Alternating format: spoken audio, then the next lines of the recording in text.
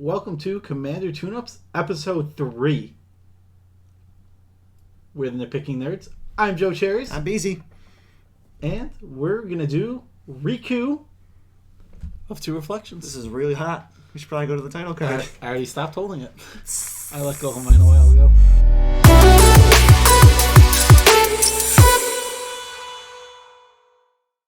Alright. Today's deck was submitted by... Mr. Oh, what is it? Chaotic Revenge. Yes. A very Xbox 360 reminiscent. There is an underscore. Is there an underscore? There is an underscore between Chaotic and Revenge. It is very reminiscent of something you would see from a gamer tag for Xbox. But without going too much into gamer tags, we'll just tell you what this even is.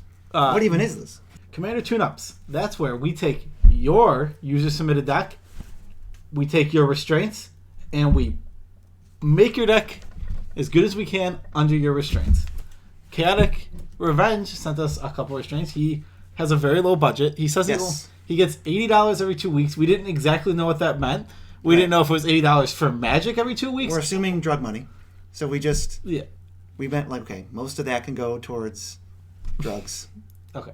So we assumed he's pretty much... If he only has $8 every 2 weeks, we're just going to assume almost nothing goes into Magic. So we tried to assuming that's like all the income. Yeah. These are very cheap additions. So this is a budget deck, basically.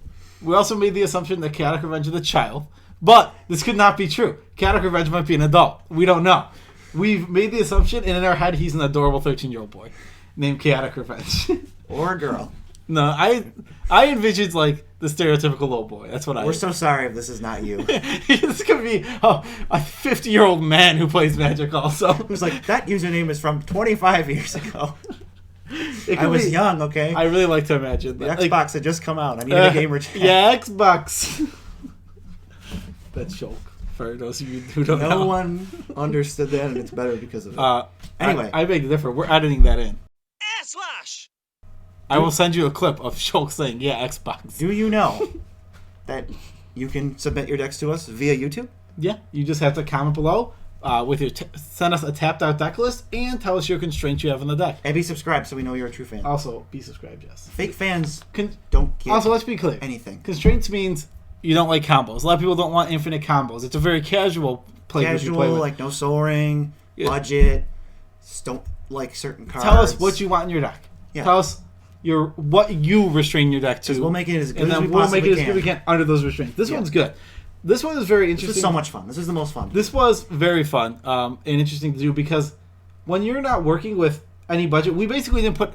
The most expensive card we put in was $3.15 in Soul Ring. Yeah. So, we really tried to keep it low. And actually, we'll say it now, all of the things that we did in this deck can be done for under $25, or was it $26? It was under $25. Under $25, you can do this. You can do for under $25 Chaotic Revenge. You can make up with 30 changes. We made 30 changes to the deck. It's only $30 to do. That's pretty good. We really tried to keep to your budget here. Speaking of the deck, let's talk about what the commander does. Why don't you read it? That's a great idea. So we got Mr. Riku of Two Reflections. 2 blue, red, green, 2/2 human wizard. Whenever you cast an instant or sorcery spell, you may pay blue-red. If you do, copy that spell. You may choose new targets for the copy. Whenever another non-token creature enters the battlefield under your control, you may pay green-blue. If you do, put a token that's a copy of that creature onto the battlefield. So he copies spells, and he copies creatures when they ETB. So we want ETBs. We want spells. We want spells. We want spells that when you copy them, you can get double the effect, and they can be just as good. So we want to copy spells so that we can copy them again. All right. So let's get into the categories here. What do we want to do with this creature? So he's very mana intensive. You need 5 mana just to get on the battlefield, and then any spell you're casting, you're going to want to have 2 extra. So first, we need all this mana. What do we need? We gotta be like an angsty teen at a skate park. We gotta ramp up. We gotta ramp it up. So we're doing ramping. Mostly we want to have spell-based ramp or creature-based ramp because you want to be able to, when Riku's out, really take advantage of these creatures and these spells, doubling their effects.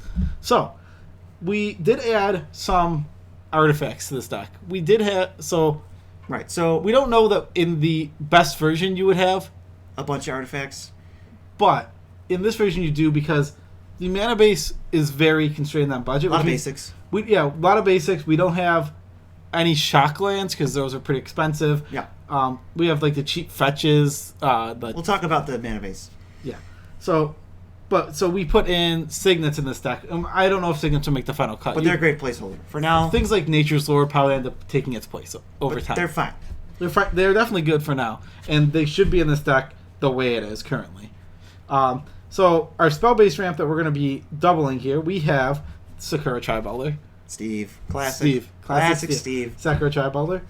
We got Wood Elves. Another comes into play. Go get a forest. Yeah, go get Cinderglade, which was another upgrade to the deck. We added Cinderglade. I like this next one. Coiling Oracle. So it's blue and a green for a 1/1. When it enters the battlefield, reveal the top card of your library. If it's a land, you put it in play. Otherwise, you draw it. So okay. In a blue-green deck, this is like just better Elvish Visionary. It's just like it both ramps bread you. and butter. It ramps you and it draws you a card, depending on which one you hit. You hit it on spell, you just put it in your hand. So this card's really good. I pretty much want the land every time, I feel like. You do. I'm not saying you but don't I'll take the card. Yeah, exactly. It's like the worst case scenario is like you draw a card, and that's not a bad scenario. Oh man, I drew a card. We added Farseek and Explore to this deck to really ramp it up. Again, these good spells, early, good later. Exactly. You're just gonna keep ramping up. Especially you have Riku out and you have a Farseek in your hand. 4 mana, get 2 basics. Yep. In this deck, build your own explosive veggies that has, a mode where you cast it on turn 2 also. Yeah, exactly. So yeah, modal explosive veggies sounds pretty. And then good. Explore is basically play 2 extra lands, draw 2 cards.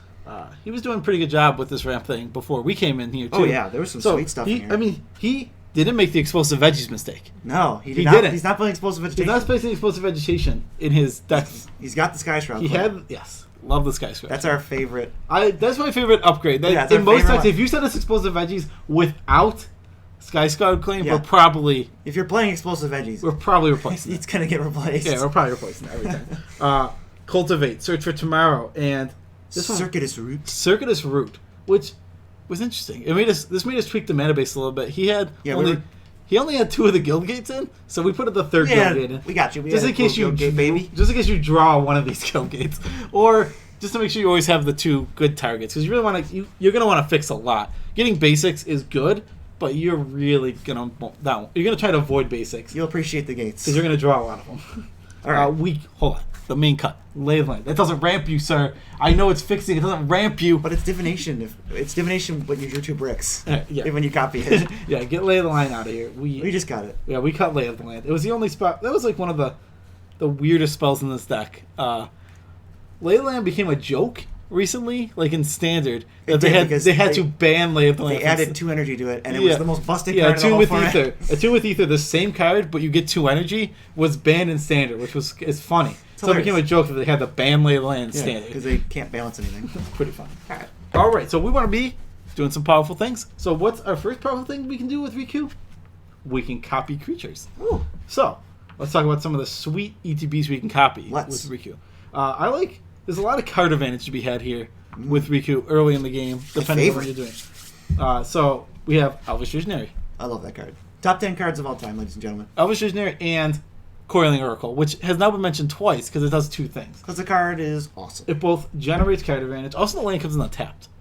Yeah. So you reveal the top card. If it's a land, put it on the battlefield. It can be untapped. Boom. Pretty sweet. How is that not sweet? All right. Other ones, we got Archaeomancer, which is 2 and a blue for a 1/2. When it ETBs, you get back a spell, an instant or sorcery. Mnemonic Wall, which is an 0/4, basically the same thing. And then those guys, Wombo combo with Ghostly Flicker, which is an instant that costs 2 and a blue, and you exile 2 creatures or artifacts until right now.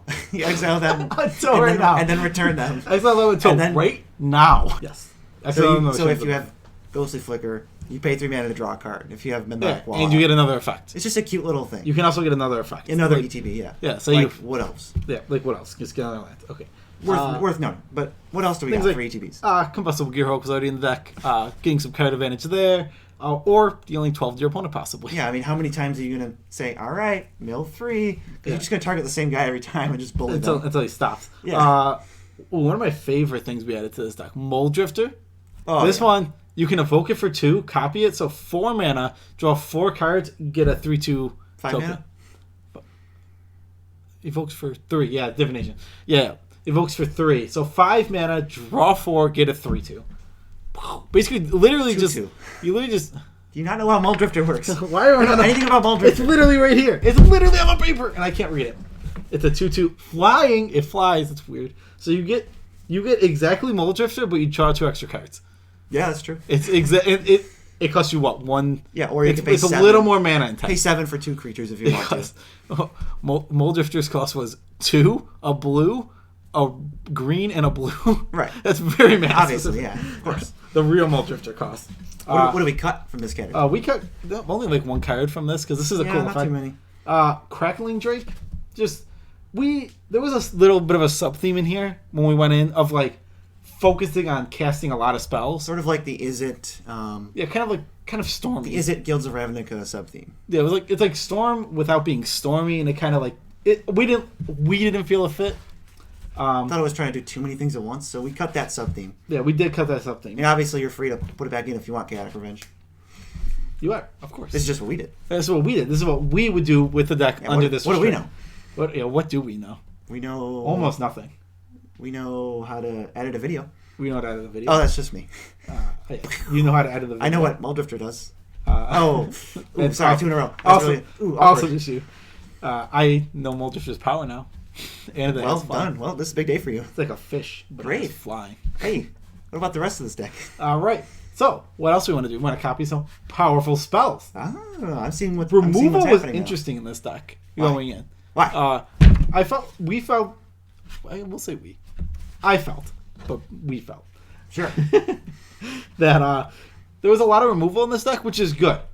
I do commend you for that because most decks just don't have removal. That's what they lack on. There's no spot removal. There's no board wipes. Many I go and play Commander on Mondays where I live. We play every week. Multiple times. Sometimes we split into pods. Yep. And if I end up in a pod without either this Beezy, this guy right here, or another one of my friends, if I don't end up with one of those 2, then I end up in a pot of 4 and I just win because nobody interacts with me. You're the most proactive. My deck is I have one deck that just doesn't interact. Like it's basic, but if you don't interact with it, it just kills you. Yeah, and there's so many people in the Commander who are just like, I don't need removal. What was removal? I just want to do all my cool things, and I'm sure everyone's going to let me. Yeah. And I'll let them do their cool things, and I'm going to win every single game. Yeah. And then no one interacts, and you win. Moral of the story, just... Thanks for having removal in deck. We cut like Sweltering Suns and Anger of the Gods. Those things just aren't powerful enough. We don't want to kill Riku. And you're also going to kill Riku. You really want to avoid killing Riku. We didn't even put Blasphemous Act in this deck, which is close, but you can't afford to kill Riku. You really can't. Your deck is revolving around this. You're also dominating the board so much. Yeah. So some of it is like, hey, answer my thing. Yeah, you're gonna kill creatures, and we want one-sided board wipes. Right. So what do we have for one-sided board wipes? So we added in Mizium Mortars. Huge. Mizium Mortars cost 1 in a red. 4 sorcery, deal 4 damage to target creature you don't control. Overload for 3 red. Deal 4 damage to each creature you don't control. So it's pretty good. The card that was already in the list. That is super cool to copy. Yes, it's Volcanic Vision. Just like Mizium Mortars. If you're copying Mizium Mortars, you deal 8, you're probably killing the board. Right. Volcanic Vision's even sweeter to copy. So it is 5 red for sorcery. Return target instant or sorcery card from your graveyard to your hand. Cool. Volcanic Vision deals damage equal to that card's converted mana cost to each creature your opponents control, and then you exile the vision. With Riku, you get 2 things back, and you're probably just wiping the board. Yep. So this was a good include, and it kind of gave us the idea for like Mizium Mortars, basically. Yeah. Mizium Mortars is a cheaper version, and it also interacts early if you need to. Right. Removing a creature early can be important. Spending 2 mana to cast... I need to kill Oracle. Just to kill a creature, yeah. 2 mana to get a creature off the board early can be super useful too. We already in the deck. There's a lot of good stuff in this deck. There's this Whole Breach, Decimate. It was a good budget deck. Yeah, it was. Whole Breach, Decimate, Chaos Warp, Rapidization, all great removals. A1. These are like real. A lot of them are really, really good. Like Chaos Warp is almost a must include in most red lists. You want to be able to. It answers anything.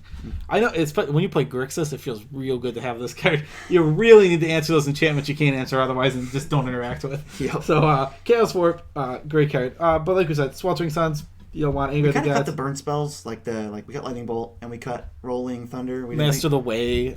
Yeah, we just didn't. They're closer to that spells theme than we. Funny enough, straight away from. So we cut. So last time somebody had Red Elemental Blast in their deck, instead of cutting it, we changed it to Pyroblast, the strictly better version. Yes. But this time, we just cut it because this isn't hyper competitive. You don't want Red Elemental Blast in your We're assuming if your deck is budget and your playgroup has somewhat of the same restrictions. You don't need to be interacting at one mana. You're probably not like taking this. your $100 deck to like competitive. You don't need to be cutting. You don't need to be fighting Force of Wills. You're not fighting Protean Hulk Flash combos. Yeah, you don't need to counter the Flash exactly.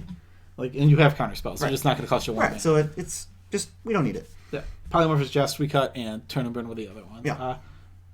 We don't know why Polymorphous Jest was in here. That was a weird one. It's just like a cute trick. I don't think we just didn't think we needed it. It also doesn't work with is a static caster if you thought it did. Yeah, we don't know. They keep the names. Yeah, they're not frogs. They become frogs. I don't know if that was it. We're just guessing. Wait, that was our guess. Is it static casters in the deck? We cut that off. We cut static caster. Yeah, we just didn't think it was strong enough. And there's no Death Touch synergies, so yeah.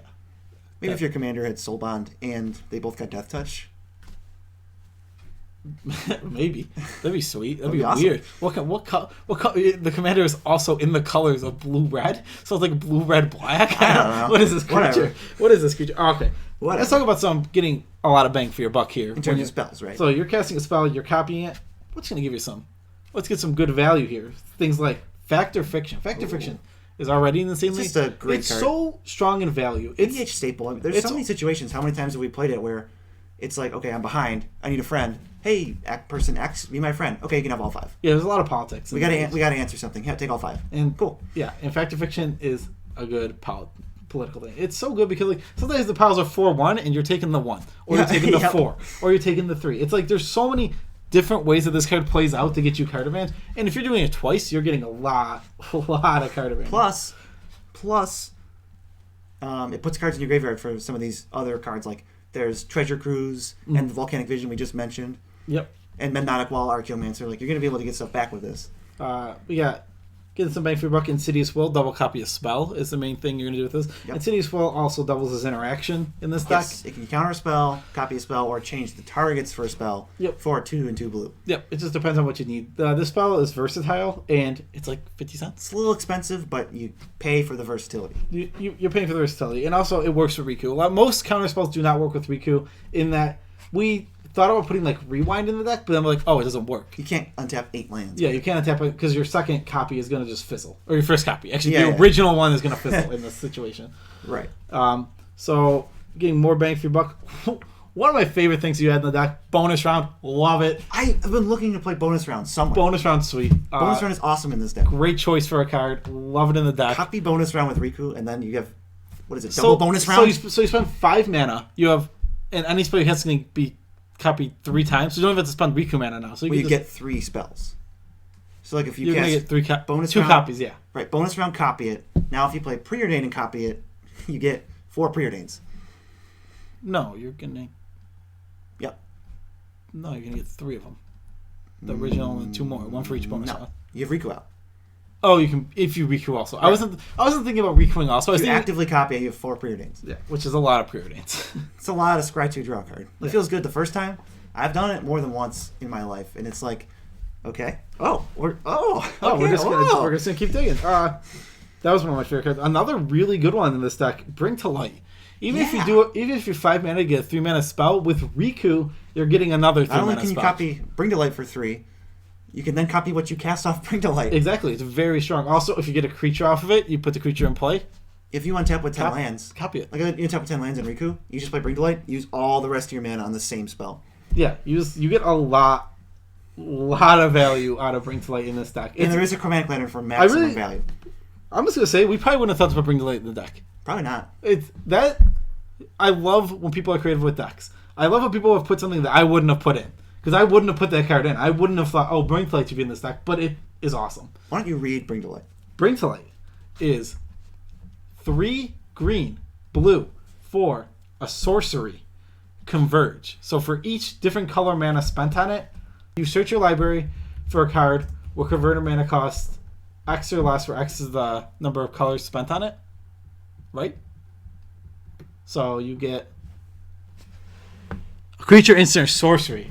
Which, there's everything you can copy. Weird. Weirdly specific. Who designed this card for Riku? Also, that would be really cute. You can't do it. But if there was another Bring to Light in the deck, you could. So with Chromatic Lantern, for do it for 5. 5, copy it, get another Bring to Light, copy it. You can just go. December 25th is right around the corner. Magical Christmas land, baby.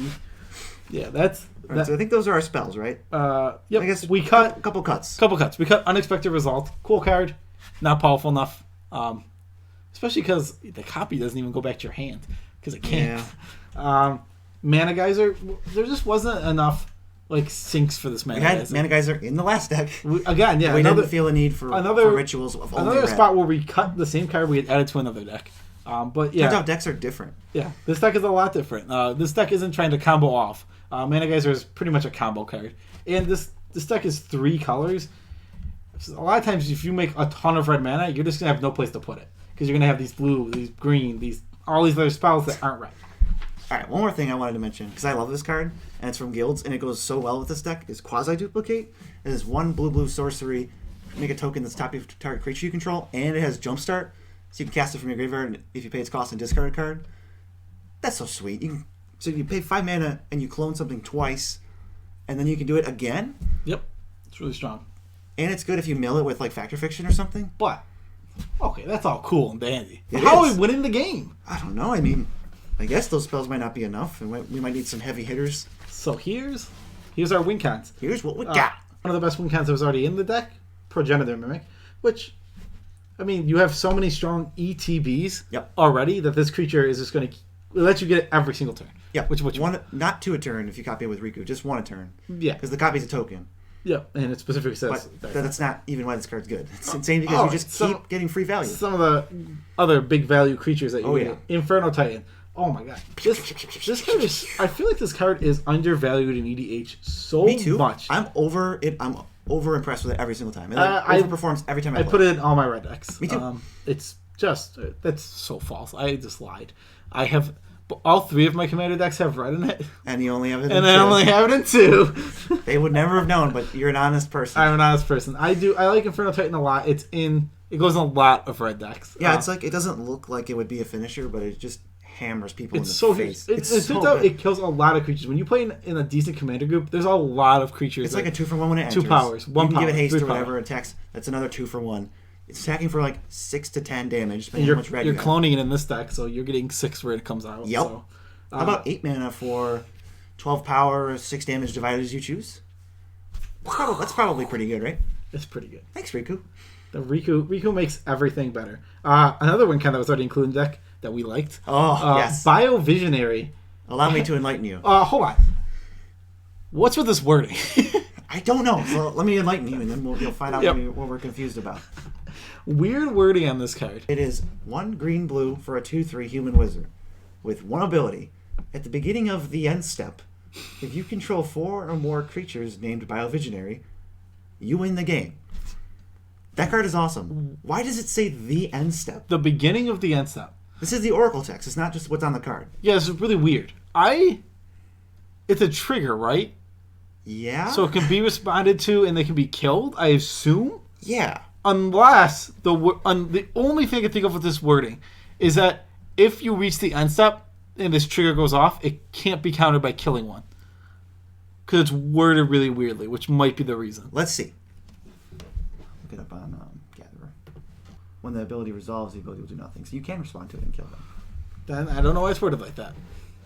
Nobody knows. So we just have no idea. We just have no idea. It's just, It doesn't matter. This it card's seems awesome. like it should say at the beginning of each end step, but it just doesn't. Or your end step. But it doesn't matter. This card's awesome. What about the end step? The one and only end step. Which happens every turn. Yes. We love this card. Cloning it with Riku, it's so easy to get 4. Yeah, we put a lot of clones in the deck. You can do it with 8 mana-ish, Yeah, you start... If you have... There is a potential of doing it with 8 mana. Not in this... 8 or 10, it doesn't matter. It's yeah easy enough to that's do why, it. That's why we're ramping it up. That's what the ramp's there for, so you can do stuff like this and just win with Biovisionary. I don't know. If you see a Biovisionary across the table, are you really going to kill it? Yes. Okay. Must kill, ladies and gentlemen. Things that we cut that are win cons here, we cut Siege Gang Commander, just not powerful enough. Not enough power. I mean, it's funny because for 7 mana you get 10 power. No, not good enough. I don't know. There's just so much better stuff you can do. Tidespell Tyrant also. I love that card. Making a second one of it is good, but like the copied spells aren't going to trigger this. It goes with the spell theme that we cut, so we figured it was kind of the top end of that, so we just like, okay. Yeah, it's not... Got rid of it. It's not that it doesn't belong in the deck. I just don't think it's for this deck. It doesn't belong in this version. Alright, the biggest and baddest win count on the whole deck... Since you don't mind if we put combos in the deck... Deadeye Navigator and his good old buddy, Purgatory. So Deadeye Navigator and read Purgatory Deadeye and I'll read Purgatory. It's just infinite mana. Deadeye Navigator is a 5/5? Yes. A 5/5 for 4 blue soulbound. As long as Deadeye is paired with another creature, each of those creatures has 1 blue, exile this creature, then return it to the battlefield under your control. This goes infinite so easily with a lot of things. And you're a sucker, because now I get to read Purgatory, and it's way easier to read. It is 4 and a blue for a 2/3 flyer. When it enters the battlefield, untap up to 5 lands. So, obviously, if you're paying 2 to untap it, you just keep floating mana over and over again. Plus, if you're in a spiky group, doesn't even target the lands. Yep, that doesn't. You get 5 untaps no matter what. It's all funny enough. Actually, so Purgatory goes infinite really easily, especially with Deadeye Navigator. Deadeye, you can see how that works. Spend 2 to get 5. Yep, but so there's another card that's very similar to this that should be in the deck, but obviously not in this version because it costs $5 more than all the upgrades we did. Combined. Palinchron. Yeah. Actually, this goes infinite with Riku. Yeah, forget Deadeye. So, Paragon is... what is the text on this card? It's 7 mana when it comes to untap 7 lands, but it also has 2 blue. I mean, that's all that matters. The power toughness doesn't matter. It's got flying, dude. It's a 4/5. It's a flying 4/5. That doesn't matter. It's a beater. But you can bounce it for 4 mana. So, if you have just Riku... you spend 7 mana, untap 10 land, or untap 14 lands. Oh no, wait, spend 7 mana for Palinchron. You are so confused. 7 mana for Palinchron, 2 to copy it. That's 9 total. So now you're gonna get 2 Palinchrons. So trigger goes on the stack. Untap your 7, float 7, untap the 7. Now you have 14 floating. So then you go down to 10 floating, and you pay 4 to bounce your original Palinchron. Yep. 10, but it only costed 9 to do it the first time. It goes infinite. You generate 1 mana every single cycle of this, right, which is infinite mana. Right. So Purgatory is the easy version. You probably just play both in the best version of this deck. Anyway, whatever. That's an aside because it's not in this deck. An aside. That's not in this deck. It's a future thing. That's a future thing that if... maybe just... that might be the one card. It's like, if you can add 1 card to this deck, it might be that. It's pretty insane. I don't think so. Going infinite with your commander is so good. It is, but there's other things you can do. Yeah, that's true. It's so expensive. Okay. But regardless, this goes infinite with any... so... This Purgatory Deadeye Navigator goes infinite with a million things. If you can't win, then I'm sorry. Yeah. Also, like, even Purgatory Riku generates... infinite creatures. Deadeye Navigator, Purgatory by itself.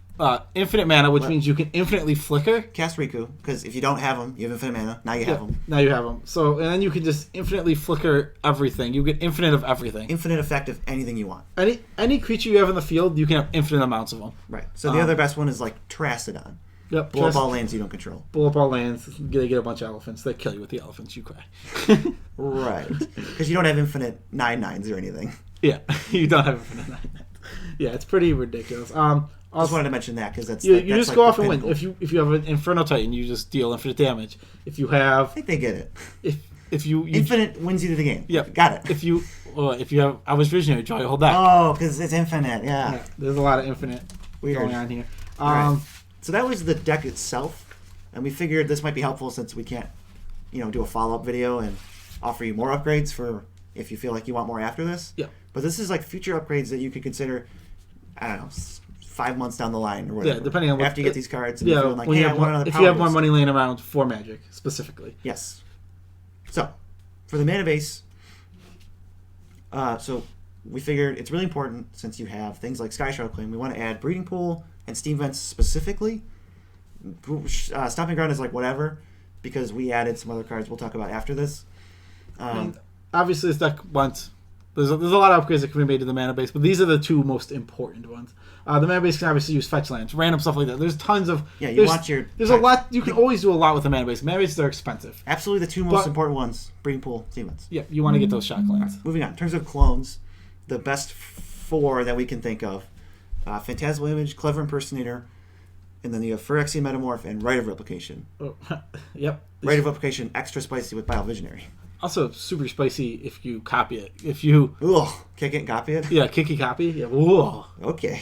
That's a lot. That's a lot of guys. In terms of staples, cards that probably go into this spiky version, whatever. Yeah. Eternal Witness, obviously. Cyclonic Rift, sure. Solemn Simulacrum, he's good. And then Bribery, which is spicy. You make just more two cards. copies of the best thing in your deck. A lot of these cards are just slightly out of range. Solemn's not even super out of range of being in this deck. Yeah. We tried to keep everything below $3 except Soul Ring. Right. Because Soul Ring just should be in every deck. Right. It's easy to go, this is only $3, we'll put it in. So we're on a budget. This deck's going to be perfectly fine without him. Yeah. But you can play him if you want. I would, yeah.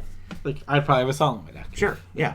Whatever. I'd have a Bribery. I'd have an Eternal Witness. I'd have a Cyclonic Rift. I mean, you're just not... The fact is, if you're playing blue, you're playing Cyclonic Rift. You're playing green, you're playing Eternal Witness. Yeah. You're playing a deck, you're playing Solemn Simulacrum. Sort of. Almost always. Moving on. We put in a Thought Scour for this to start it off, but if you wanted to go more of the Delve route and have more big Delve spells, we have Temporal Trespass you could put in, or Dig Through Time. We left them out because there was, Archaeomancer and Melodic Wall don't really play well with Delve. So we left in Treasure Cruise because that card's awesome. Yeah. But it can be adapted to where these cards are good. Yeah, I personally... BC talked me out of it. I would have gone more of a Delve route because I really like the Delve spells in this. I think... The idea of Delve is that the spells are... You're going to get these undercosted spells because Delve is making... So you're going to pay Delve is stupid. 2 for a Dig Through Time, then copy. And that effect is already super powerful. And it'll help you, especially get the combos. Temporal Trespass, same thing. 5 mana time stretch. 5 mana time stretch is insane, obviously. And then really cute cards. Parallel Life's Doubling Season. Obviously, Parallel Life... tokens with Riku. Parallel Life's a little cheaper, so probably stick to that one. Then there's no Planeswalkers, really, so Doubling Season's not really... It's whatever. So Parallel Life is probably better for this deck, especially because it's so much there's cheaper. a token. Yeah. There's a token. Let's be clear. In the Doubling Season is out of my price range. Yeah, same. I don't have a Doubling Season for any of my decks, so I don't expect you to go running at a Doubling Season either. Yeah. This card is expensive. But Parallel Life, whatever you copy, get that third Infernal Titties. So before we go into the comparison section, let's just talk about the changes we made to the mana base. Oh, all the changes we made to the mana base? Yeah. So we tried... It's tough on a budget to make a mana base. It's fun. It's tough, though. It's fun. I'm not saying it's not fun. It can be both. It can be both tough and fun. So we added the slow fetches. Yes. The ones that come in tapped and search. And we added... So the slow fetches being Rocky, Tar Pit, Grasslands, and... Oh, yeah. Volcanic something. Mountain Valley, Red Green... Hold on. Mountain Valley? There might be Mountain Valley. Mountain Valley. Mountain Valley. So those are the 3 slow ones. They're better than Terramorphic Expansive Elven Wilds, which are also in the deck. Yeah. They put cards in your graveyard for your Delve and your whatnots. Thins your deck a little bit. Yeah, and your whatnots. And so those cards are in because we spent $5 on Cinderglade and Shelter Thicket, which lets you, with Skyshard Claim, get your red mana from your green spell. Also let you get it with Farseek. Yes, and Farseek, and your fetch lands can now get more than one color. Yep. Not to mention that Cinderglade comes in untapped, so these fetch lands don't put it in tapped. So if you have 2 basics, Cinderglade, boop, it's just Taiga. Yeah, and you use a lot of basics. It's going to come in untapped a lot. Yeah, Cinderglade's basically the best land in this deck. It's close, but it might be. I mean, straight up duels are good. Yeah. Oh, no, I mean, that's not true. Command Tower's in this deck. Sure. Command Tower is just... Can't fetch Command Tower. Command Tower is better. Anyway, so we took out the gain life enters tapped lands, and we replaced them with the full cycle of Guild Gates. And then we have the slow fetches. Yep, and the reason we put Guild Gates in is literally for 1 card. Yeah, I mean, there's just one card has an edge, and it's perfect. That's good enough. Yeah, I mean, it just works. I mean, there's just no reason. I mean, gain 1 life is almost irrelevant, so it's... When there's no synergies, I'd rather have gates. I'd rather just have the gate. Yeah. You synergize, and the gate synergizes a little bit with 1 card. Yeah, sure. And it's strictly better than 1 That's the edge, yeah. Yeah, well, synergizing with 1 card, better than gaining 1 life. Yes. Or even 3 life, you play all 3.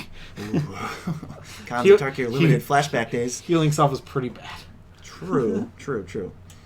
So, let's talk about the comparison. Price comparison. The old deck cost a total of $81.38. On a budget, I like it. Our deck costs a total of $97.57. So, we cut 34 cards and we added 32 because the deck was originally 102. Why is that 102 cards? It was a prototype. It said prototype. Anyway, so That doesn't say much about what we added. The cost of the 32 cards that we added, $24.42. Really, really cheap. Really cheap. We're so proud of ourselves. We're the best. We are. Like and subscribe. Yes, we kept it really low. Again, like we said, we avoided... $3 was pretty much where that was our cutoff. Where the cutoff ended up being. It's easier to make a meta deck on a budget than people think. Yeah. You gotta... The thing you gotta suffer with here is your deck's gonna be slower because the mana base and is just gonna be slower. But EDH is a 4-player format. I mean, you can support a turn. I mean, you can stand to go slow, especially if the people you're playing with are on the same budget as you. Yeah, then it's perfect. Then who cares? There's no difference. Like obviously, when me and BZ play, we're not turns 1, 2, and 3 are really important usually. So, but not in these games. In a game where you're playing Terramorphic Expanse and stuff, the games make sense. Like, yeah, sure. It's not even that bad. I've played Terramorphic Expanse many times in my decks. It's fine, really. Yeah. Okay. So the average mana cost of Chaotic Revenge's deck was 3.61. Ours, a slight upgrade, 3.52. Yep. Just a little bit cheaper. Pretty much the same. Yeah, I don't want my decks to get too close to 4.0 because then they feel kind of clunky. Yeah, I mean, this is budget, so this is budget, and you want big stuff. Yeah, you want to play your big spells. Plus, there's things like Dig Through Time isn't really an 8-mana spell, so no, it's not. It doesn't factor into this little calculation. I don't think I've ever cast a spell for 8. Khans of Tarkir Limited, maybe? Whew. Maybe? But how are you casting it for 8? Doesn't matter. Doesn't matter. Who cares? That was the deck. Overall. Good deck. That's really all we have to say about it. I love doing it. Budgetary restrictions are really fun because it breeds creativity. Biovisionary. Woo! Biovisionary. It also, to be my saddest part, I don't know if I mentioned this, we did cut unexpected results, and I did mention it earlier, but it's a good card. Unexpected Results is one of my favorite Magic cards. That and Stolen Goods. And neither of these should be in this deck, logically. Or decks. Period. But if you want to keep having fun, don't cut it. Don't let us paint you into a box. Don't let us stifle your creativity. Don't let us tell you that you can't play that card. That card is sweet. All right. So just a reminder, if you would like to have a deck on the show, maybe next week, maybe the week after, because we're planning on doing these every Monday. Yep. We need more decks. Hashtag schedule. We'll take any decks. We'll take them. We'll take a look at it. We'll let you know. We'll respond. So you just need to like, subscribe, and comment your deck. That's really easy. Let us see your decks. Yeah, we want to see them. This has been such a fun thing to do. Yeah. Where's that man Shieldred? He said he was going to give us Shieldred. He hasn't given us a deck list yet. We've been promised certain decks. Maybe we'll see another deck. Who cares? Let us see your restriction. Yeah. Some people are too lazy to put it on tapped out. That has literally been a thing that someone has told us. I don't want to put it on tapped out. Can't help that person. Can't help you. You know who you are. Anyway, this has been Commander Tune-Ups number 3. And we'll see you for the next one. Yeah, we'll be back hopefully next week.